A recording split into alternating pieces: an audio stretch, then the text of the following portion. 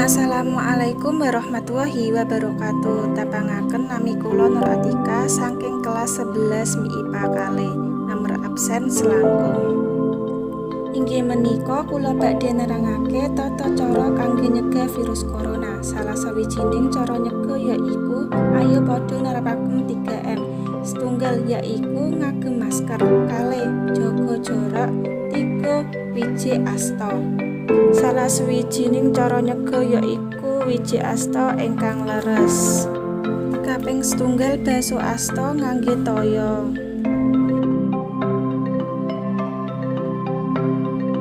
Kaping kalih mendhet sabun sajekapipun usap wonten tlapak asta lan gegeripun asta.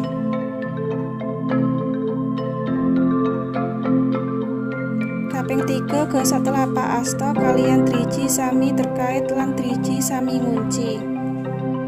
Kaping sekawan gosok jempol asta wonten cengkraman kiwa lan tengen kanthi rauk lan gosok driji asta kan nguncup wonten telapak asta kiwa lan tengen. Kaping gangsal baso asta nganggo toya kanthi resik.